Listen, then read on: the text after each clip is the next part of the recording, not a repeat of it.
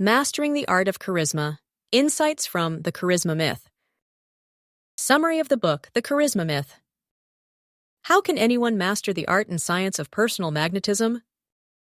In this book, when you meet someone with a charismatic and influential personality, you get the impression that they possess great power and that they like you very much. If you look at Steve Jobs' early appearances, you'll notice that he didn't have the charisma he enjoyed later in life. He was shy, awkward, and not well liked by the public. It took Steve Jobs several years to become the charismatic figure most of us still remember today.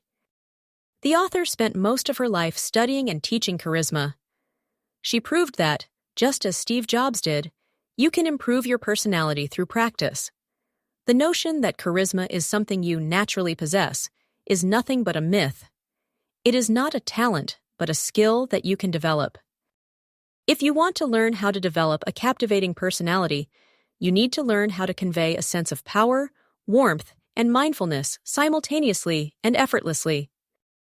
You can find this rare combination of power, warmth, and presence in the personalities of Steve Jobs, Martin Luther King Jr., and Oprah Winfrey. This rare blend is what gave them their magnetic personalities. The best way to convey power, warmth, and presence automatically and effortlessly is to put yourself in a mental state of power, warmth, and presence. When you adopt the ideal mental state of power, warmth, and presence, your body language and voice will naturally become more powerful, warmer, and more present. What your mind believes, your body represents. There are 3 mental visualizations to create a state of influential and charismatic personality. Before any social interaction, take a few seconds and imagine yourself transforming into a large gorilla. If you were a large gorilla, you would occupy a lot of space, and when you walked into a room, people would have to make way for you. You would see yourself standing tall, puffing out your chest, and beating it with your fists. When you visualize yourself as the large gorilla in the room, you will find that you have reduced the tension on your shoulders and are standing in an open and majestic posture. The posture of being relaxed, open, and majestic will naturally convey a sense of power to others. This is a great exercise you can use before any meeting or social interaction when you want to feel confident or spread confidence. For example, before a job interview or meeting someone you don't like. When you are in a social situation, imagine that everyone in the room has angel wings. Every angel must have done a good deed in their life to become an angel. When you imagine that everyone has angel wings, you assume that anyone you meet is a good person who has done something wonderful and altruistic. Perhaps the person you are about to talk to saved a child from a burning building or cared for a parent struggling with death for many years. Regardless of what they have done, you know that they are fundamentally good people and deserve your utmost respect, and that feeling of warmth will naturally transfer to them.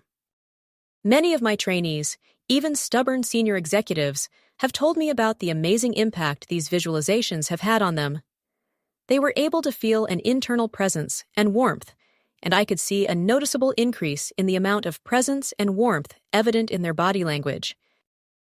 Before or during a conversation with someone, you might find your mind thinking about what you will say later, or worrying about a problem unrelated to the conversation. When that happens, you need to bring your attention back to the present moment by noticing the feeling of your toes briefly touching the ground, the texture of your socks, or the inside of your shoes. To make it easier to remember this visualization, I like to imagine my mind moving to my big toe. The mind in my big toe can sense the subtlest sensations in all 10 toes. When I focus on my toes, I notice that my awareness shifts from focusing on the thoughts in my head down through my body to my toes. After focusing on my toes, my attention is brought back to the present moment, and I can redirect that attention to the person I am addressing. When you show mindfulness, those around you will feel that you are listening to them and that they are valued and respected. Charisma is often perceived as an innate quality that some people are born with, while others are not. However, Olivia Fox Cabane's book, The Charisma Myth, debunks this notion by presenting charisma as a skill that can be developed through practice and mental conditioning. The book provides a comprehensive guide on how anyone can cultivate charisma by mastering the art of projecting power, warmth, and mindfulness. At the heart of charisma lies the ability to make others feel valued and respected. This is achieved by balancing three key elements: power, warmth, and presence. Power is the ability to influence others. Warmth is the capacity to show kindness and empathy. And presence is the act of being fully engaged in the moment. Together, these elements create a magnetic personality that draws people in and leaves a lasting impression. The book emphasizes that charisma is not about being extroverted or dominating a conversation. Instead, it is about creating a connection with others by making them feel seen and heard. For instance, Steve Jobs, one of the most iconic figures in modern history, was not always the charismatic leader we remember.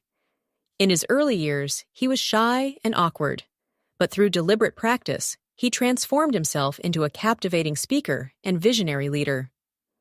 This transformation underscores the book's central thesis. Charisma is a skill that can be learned and honed. One of the most compelling aspects of the charisma myth is its practical approach to developing charisma. The author provides actionable techniques, such as mental visualizations, to help readers embody power, warmth, and presence. For example, imagining oneself as a large gorilla before a social interaction can instill a sense of confidence and authority. Similarly, visualizing others as angels with wings can foster feelings of warmth and empathy. These exercises are designed to shift one's mental state, which in turn influences body language and behavior. Mindfulness, another critical component of charisma, is about being fully present in the moment. In today's fast-paced world, it is easy to get distracted by thoughts of the past or future. However, true charisma requires being attuned to the present and giving others your undivided attention. The book suggests simple techniques, such as focusing on the sensations in your toes, to bring your mind back to the present moment. This practice not only enhances your ability to connect with others, but also reduces anxiety and stress. The impact of these techniques is not limited to personal interactions. They can also be applied in professional settings. For instance, before a job interview or a high-stakes meeting, adopting a mental state of power and warmth can help you project confidence and build rapport with others. Many of the author's trainees, including senior executives, have reported significant improvements in their ability to influence and inspire others after implementing these strategies. In conclusion, The Charisma Myth is a groundbreaking book that challenges the conventional belief that charisma is an innate trait. By breaking down charisma into its core components, power, warmth, and presence, the author provides a roadmap for anyone looking to enhance their personal magnetism. Through practical exercises and real-life examples, the book demonstrates that charisma is not a gift, but a skill that can be cultivated with practice and dedication. Whether you are a leader, a public speaker, or simply someone looking to improve your social interactions, this book offers valuable insights and tools to help you unlock your charismatic potential.